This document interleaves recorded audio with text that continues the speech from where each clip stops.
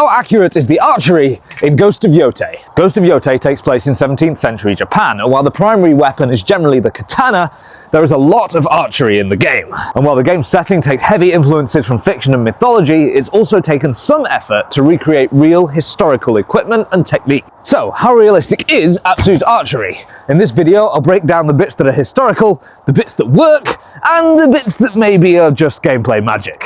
After these messages. By this point, you've probably gathered that when it comes to things like fantasy and gaming, I'm a bit of a fan. But one of the downsides of doing everything out here in my garden is that I can often feel a little bit isolated. And while I've been fortunate enough in the last year or so to be able to attend a few events in person, and while being out here in the northern English countryside definitely has its advantages, when it comes to easy access to larger fandom events, I'm usually based on the wrong continent. Which is a massive shame because fan conventions often have a load of fun stuff going on and provide a great way to connect with the rest of the community. But a lot of you aren't. And while I've been looking at attending some events over in the US this year, one of the ones that's come to my attention is Phoenix Fan Fusion. At over 130k attendees, it is much bigger than what I'm used to. And with events ranging from wrestling to TTRPGs to gaming and cosplay, it also seems pretty damn fun. And while it's a bit of a trek for me, if you're already over there, it's definitely worth a look. Grab your passes now from the link below to head to this year's Phoenix Fan Fusion. And in the meantime, let's see if I can't convince them to get me involved. Right, let's get the disclaimers out of the way. This is not an ad, I'm not sponsored by Sucker Punch, I just played the game a lot and wanted to talk about it. Secondly, I know that this is a video game and it is fiction.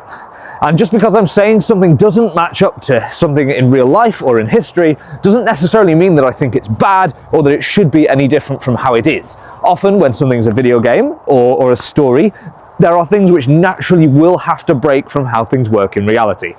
That's normal and that's fine, but this is an interesting springboard to talk about the real history and the real techniques behind some of this stuff. With that out of the way, let's have a look at Atsu's equipment. She has 2 bows available and a quiver. The first bow is a Yumi bow, the second one is called a Hankyu. The Yumi bow is longer, it's more powerful, it can be used at longer range. The Hankyu has a shorter range, it cannot pierce through heavier armor, but what it can do is shoot a lot more rapidly, so it's great for chaining lots of headshots on relatively weak mooks. Her quiver, not completely unlike this one, is worn on the back, and it consists of a small rectangular pouch into which the arrows sit, and are then tied slightly higher up. Around the time that this is set, the primary war bow of the Japanese was the Yumi. These were used pretty regularly and for a very long time. They are actually, in many cases, the primary weapon of the samurai. Despite the katana being a lot more famous, the Yumi was the thing that made them a threat in war. They are very powerful, they are very long, a lot longer than the one in the game in many cases, and they are drawn all the way back to about here. I don't have a bow on me that will go that far back, but it's a very historical bit of kit. The Hankyu, for me, is potentially even more interesting. While Yumi means bow, Hankyu basically means half bow, and these were used to refer to shorter bows. Now, in modern terminology and semi-recent, over the last few hundred years terminology, Hankyu refers to a type of Japanese Yumi bow that is considerably shorter and considerably less powerful than the standard Yumi. It can only be drawn partly as far back, and as a result, loses a lot of its power and accuracy, but they were used in hunting, and they were used in competitions and indoor games and things like that where the regular Yumi bow was just too much and too big. However, the bow that Atsu has is very clearly not one of those. It doesn't have the characteristic asymmetric shape that is associated with a Yumi and a modern or semi-modern Hankyu, which both have the shorter bottom limb and then a really long limb on top. The Hankyu that Atsu uses is symmetrical. It has a limb of the same length on either side, and that is because in the early Edo period and sort of transitioning throughout the Edo period and before that, Hankyu was used to refer to foreign bows, the composite bows of the Chinese, the Mongols, and other cultures that the Japanese would have come into contact with. Essentially, bows like the ones that I normally use would count as Hankyu bows, these kind of shorter, more heavily curved composite bows. And it is not strictly the case that a Hankyu of that type would be less powerful than a Yumi bow. They would certainly be shorter, and their draw length would often be shorter, which would lend them to being less powerful. But a Mongolian heavyweight bow could be just as heavy as a Japanese Yumi bow. However, the shorter shape does lend them to having a decent amount of efficiency in a lower draw weight. You can get a fast arrow shot out of one of these at a draw weight that is not quite as heavy as the Yumi ones, and you can use them a lot more quickly because they're lighter and they're more maneuverable. So if you want to do some more rapid shooting and aiming at different points on the target, then you may want to be using something shorter like this. Now we'll come back to bows and draw weights in just a moment, but the quiver that Atsu uses is reasonably historically valid. It looks very similar to the ones shown used by samurai of the period. I don't have a huge amount to say about it, except that I quite like quivers of this design. Wearing them around the hips keeps them nice and stable and secure. The way the arrows are fastened means that they stay within easy reach of your hand. Remember, these bows had long draws, so after releasing, it was relatively easy to reach back, grab your next arrow and make your next shot. It's a decent quiver. One of the things that Atsu is missing, though, is some kind of a protective glove. Now, I mostly shoot Slavic draw, so I've got a slightly modified one here, but in Japan, rather than using a thumb ring, which was more common in, say, Mongolia or China, gloves were generally used for shooting. And if Atsu is drawing a bow that is as heavy and as powerful as it looks like she is, that's able to knock enemies flying backwards, then shooting without a glove on will lead to cuts and tears on her fingers and will generally be a pretty bad idea. For reference, I wouldn't necessarily expect to see this in a video game, especially because she's switching between weapons a lot, but it would have been a nice inclusion on, say, like the Dragonfly Armour, which is specialised for archery. Next, let's have a look at Atsu's technique. Now, at this point, it would be good to mention a couple of different things about historical Japanese archery. And the first is a comparison to the modern art of Kyudo. Now, Kyudo is a Japanese art involving archery. It uses similar Yumi bows to their historical forms practiced in warfare. But like a lot of other cultures that practice archery, the sport of archery as practiced in modern times is somewhat removed from the actual martial form of it that would have been practiced historically. And one of those differences is in the way that it's drawn. Because of the lower draw weight, the modern Kyudo bows can be drawn with very little in the way of a thumb hook. If you look at, say, Chinese archery, the thumb wraps pretty much all the way around the string, and the same is true of like Turkish or Hungarian archery and lots of other forms. Whereas in modern Kyudo, it is much less of a wrap and almost a pinch. And the historical forms, as far as we can tell, are somewhere in between. There's definitely a bend in the thumb, and there's a twist of the wrist, which allows that to lock a little bit more. It's less of a wrap like this, and more of a pinch and twist that allows you to lock that bow and pull it back. And to be honest, I haven't got too much to complain about here. It looks like Atsu is doing at least some kind of an approximation of this sort of a draw. She's drawing it nice and far back, to the point where the majority of her helmets will actually clip through the string, because it does not lend itself to doing in a wide straw hat. Again, stylizing is absolutely fine, and I'd rather they do that than somehow mean that you can't wear the outfit that you want for that character when you want to use a bow.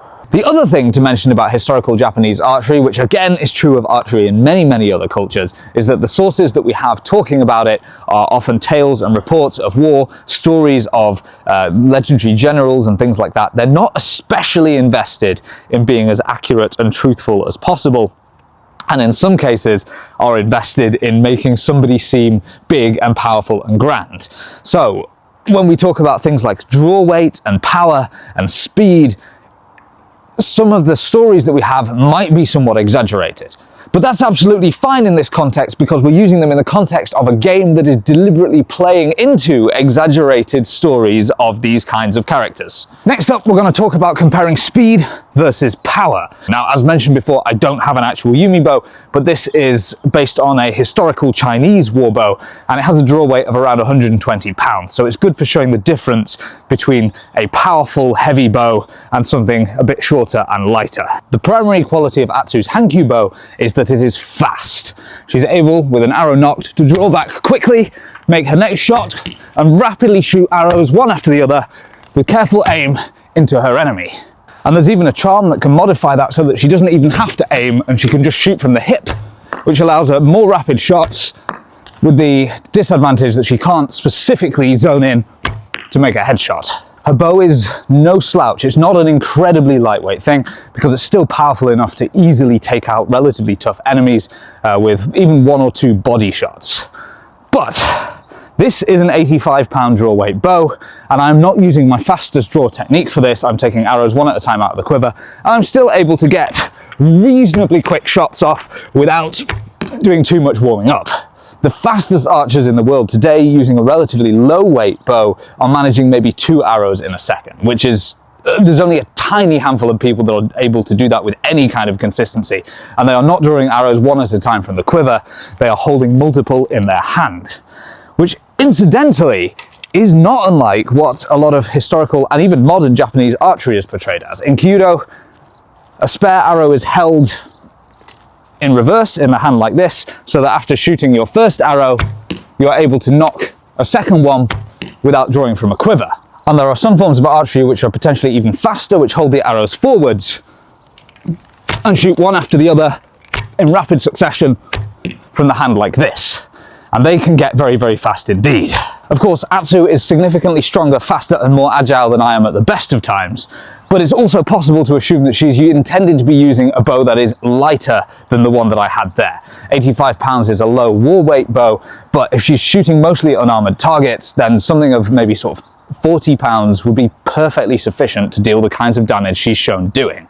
And as we can see, when you drop to an even lower draw weight bow, then you get much more speed out of your shots. Now on the other end of the scale, we have the Yumi, Atsu's war weight bow.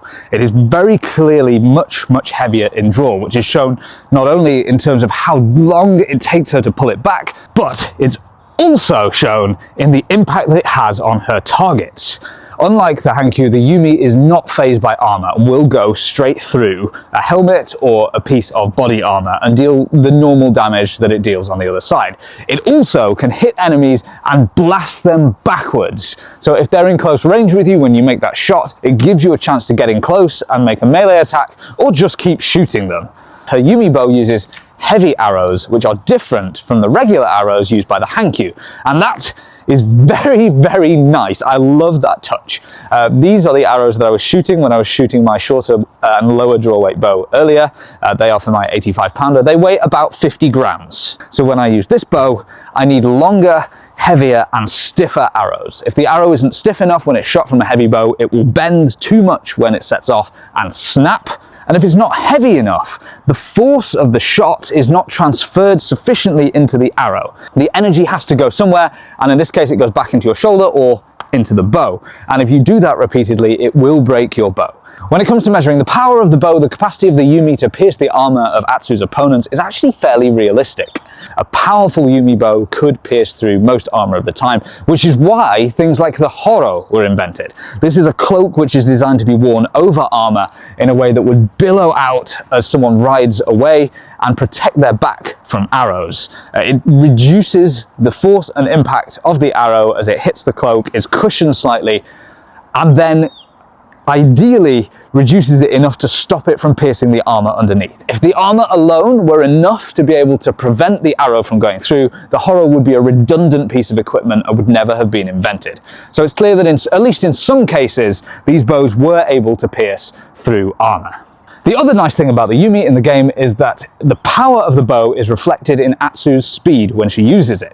While she's still incredibly strong and fast and video game character-like in her agility, she is slowed down when drawing this heavier bow and is not able to use it at the same speed. And this is reflected in real life. This is a heavier bow than my other one, and when I draw this one, I need to put more of my body into the draw. I have to pull over the top like this, bring it down, and then make my shot. And all of that, it makes it a little bit slower. And if I try and go all out with this bow, you'll see I'm still somewhat slower with it than I am with the other.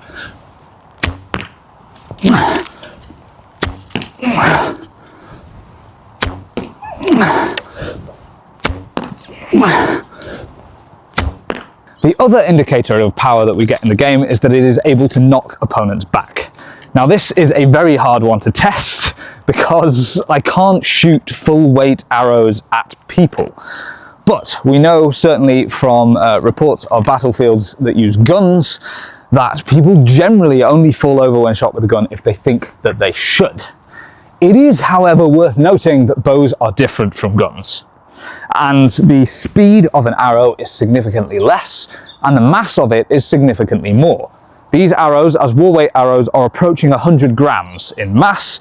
They're traveling quite a bit slower, but when they hit somebody, they don't penetrate through as far as a very powerful bullet would. They don't come out the other side. They will stick in. So that's 100 grams shot at you at a few hundred feet per second, smacking you in the chest and staying. That 120 pounds of draw is essentially being pushed into you. So it will knock people somewhat. And while I don't think it's gonna blast somebody backwards off their feet, I have seen somebody hit in the face while running with a LARP arrow, which are shot from a relatively low weight bow, but they have a decent amount of mass because of their big foam heads, and that person was knocked bodily off their feet because they were slightly off balance while running, and that hit knocked them back enough, their feet slipped out from under them, and they went flying. It was very cinematic, and it's one of my favorite shots I have ever made. And to kind of try and demonstrate that, if I shoot a few arrows towards the top of this target, this is about 22 kilos of target. So it's not the mass of a person by any means, but you can see that little bit of wobble when it gets hit. So yeah, opponents getting blasted off their feet by a powerful bow is probably not a realistic occurrence, or at least not with any consistency. But it does look incredibly cool, and it is exactly the kind of exaggeration that we see in stories of powerful and mighty archers throughout history. The bigger problem that I have with Atsu's use of both of these bows is that she appears to carry them both simultaneously while only one of them is visible at once. Obviously, this is a gameplay limitation. It is a stylization. She has multiple weapons, but she can only ever see one of the ones that's on her back at one point in time, and she's able to just rapidly switch between them to the point where she doesn't have to sheath and unsheath her sword.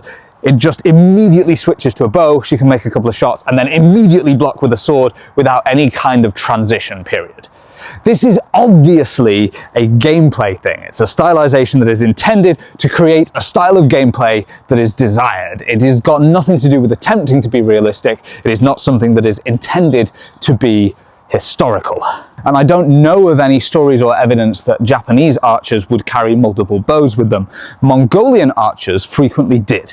They often would have a lighter, faster bow that they would use on horseback for their rapid horseback maneuvers where they're shooting while riding away or riding in circles, etc. And a heavier bow that was used for ground archery or for longer distance shooting from horseback that takes more power to draw and is slower and isn't quite as easy to aim while moving. So they would have those two different bows. The reason they were able to carry them both, however, was because they were on a horse and they had a saddle that they could slot an extra bow into. While it is possible to carry multiple bows on your person at the same time while on foot, for instance, through the use of a bow quiver that lets you keep one of them at your side and having another one here or slung over your shoulder, the physical space that this takes up on your person, especially if you're then going to try and draw a sword and wield that in combat, makes it impractical in most cases and generally means that most people would only ever bother carrying one. And then we have arrows. Atsu has access to multiple different arrows, not just her light and heavy arrows that she uses as default with each bow, but she has essentially what could only be described as trick arrows that allow her to do specific things.